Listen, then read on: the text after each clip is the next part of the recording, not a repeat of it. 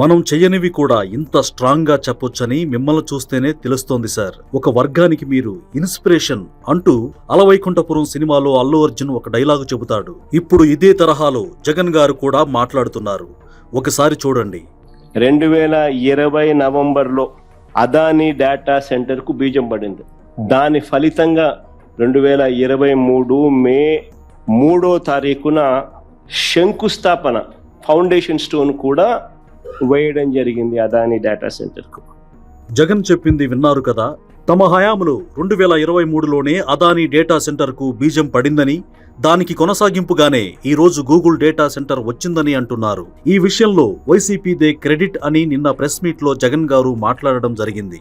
అయితే ఇప్పుడు మీకు మరొక వీడియోను చూపిస్తాను, చూడండి.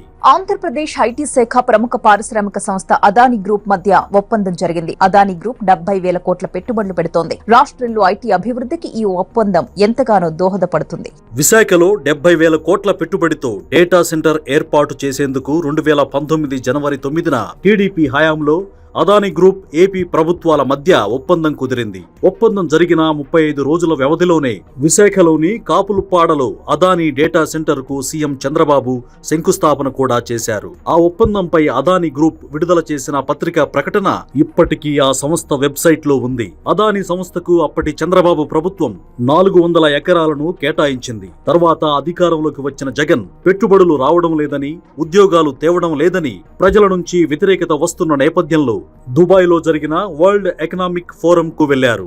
అక్కడ అదానీతో ఒక ఫోటో దిగి 21,800 కోట్లతో అదానీ గ్రూప్ డేటా సెంటర్ ఏర్పాటు చేస్తోందని ప్రకటించారు. అదానీని కలవాలంటే ఇండియాలోనే ఉంటాడు కదా, అక్కడి వరకు వెళ్లాలా అంటూ అప్పుడు విమర్శలు కూడా వచ్చాయి.